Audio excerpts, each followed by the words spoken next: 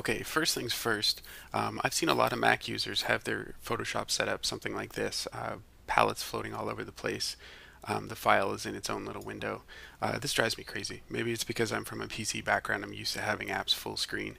But as awesome as my desktop wallpaper is there, I just don't want to see it shining through while I'm working. And thankfully, Adobe added something to Photoshop a few versions ago now. In the window section here, you can add an application frame and it'll fill in that background for you, which is quite nice. Another thing it did automatically there, generally files are floating like this in their own little window. Now if you go to Arrange and then Consolidate all to tabs, it'll sort of make it full screen as well, and then it's a tab there. Now if you had other open files, they would appear as tabs at the top here as well. Cool. Next, guides. I don't use a lot of guides. I'm going to enable them here, and as you can see I just have a few, and it's mostly just for the main containers and then the main divisions on the page. What I do use quite a bit these days is the pixel grid. Now if I enable that, it makes everything look awful, really hard to see stuff, but if we can zoom in pretty far here, you'll see why I use it. Now when it comes to buttons and icons, you really want to make sure that everything is snapped to an exact pixel and not somewhere in between, or you'll end up with some pretty hideous anti-aliasing going on the edges there. So it's pretty key that you keep the pixel grid enabled when you're working on stuff like this, and also make sure that you have snap to guides and grid enabled. While we're on the topic of the grid, you can tweak the grid to your liking. Now here I have a 10 pixel grid, so the dark lines are every 10 pixels, and then I have subdivision set to 10 so that I have a more faint line there at every single pixel. Because while I'm working on some of these buttons, I want to make sure that they're exact, and that's the best way to do it. Now here's another good point. This looks like it's not exact right now, which is because it's zoomed in to 2490%. Now if I click one more time to zoom in, there we go, nice and tight. Photoshop kind of plays tricks on you once in a while. You might think that you've messed something up or something isn't as clean as it should be. Chances are you've just zoomed to a weird number there, and zooming in or zooming out could tighten it up. Now when I'm working on the main layout, I typically don't have the grid set like this because it is pretty hard to see what's going on when you're zoomed out. So I can go ahead and change that. My margins on this particular design are set to 30. So if I change this to 30 and then set the subdivisions to 1, I just get a 30 pixel grid. Or if I wanted one every 10 pixels, you set that to 3. And as you can see, if I make a selection here with the marquee tool, it's 30 by 30. And this would be 20 by 20 and 10 by 10. Now back to the importance of snapping to exact pixels. I'm going to draw a button here with a 3 pixel radius. Make sure I click anti-alias, and let me do this without the grid first just so you can see what happens. I'm going to do something similar to this one here. So I'm just going to wing it and we'll see how it turns out. So it's not too bad, but I mean it's definitely not as nice looking as this button right beside it. Oh, and I actually got it the same height. That was totally a fluke. But as you can see, we've got one blurry edge at the top here and slightly on the left as well. Now if I were to try that again, I'm going to turn off the layer that I just did, and this time I'm going to enable the grid. To make it easier, I'm going to change it to a pixel grid. So we'll do a grid line every 1 and 1 subdivision. So here we go again.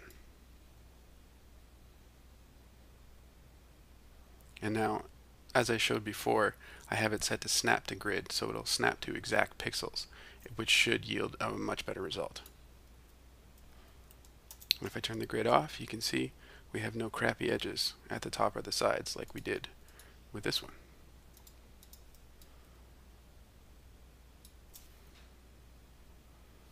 Much better. Now while I have these open, why don't I go ahead and style them. I'm going to copy the layer style used on this button. If I can find it, view buttons. I believe it's this one. It's one unnamed layer here. So I just right click, copy layer style, and I'm going to paste it on each of these.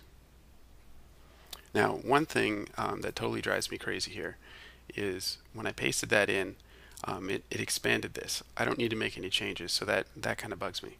Another thing, if I copy this layer, duplicate, puts the word copy at the end, and that kind of bugs me too, because if I already named this layer say button, and then I made a copy of it, I don't need to say button copy. Button would be just perfectly fine. Thankfully, you can change that. If you click into the main menu there on the layer palette, panel options, there are two options here: expand new effects, unselect, and add copy to copied layers and groups.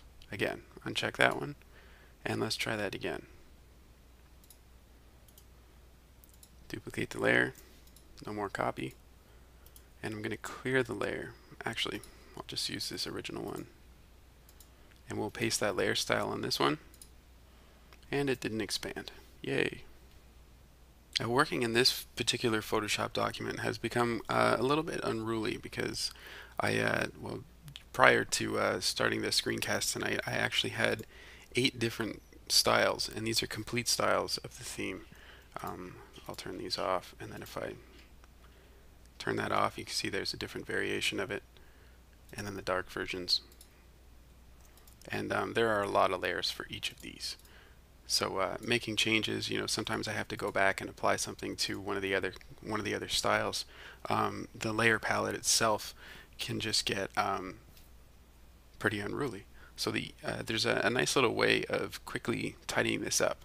Sometimes you'll be digging in, and then I gotta change something on this post and open this and open that, and then if I want to get back here, I would have to go through and click all these arrows. But you don't. You can actually just control click this main one here, and that'll close everything that's inside it. See? Nice. Similarly, if I control click that now, it's going to open every single one of them, including the layer effects. Now again, this Photoshop document is pretty large. I have quite a few duplicates. See, I like to actually have a few posts in there so I can see how they look. I've got a recent post widget in the sidebar here, and let's say that I want to change the style of the thumbnails there. So I find them in the layers first. Now here's the first one, and I have a layer just for the stroke and the drop shadow. The image itself has a mask applied to it. So let's say I don't want a drop shadow after all, and I want the stroke to be black. So I go ahead and make that change, and then it could take a while to do the rest of them, unless I control click this to close it, control click again to open it. Now I have them all open. So I can select all of the stroke layers by holding down Command.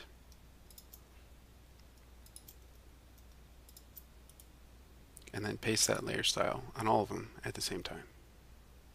Handy.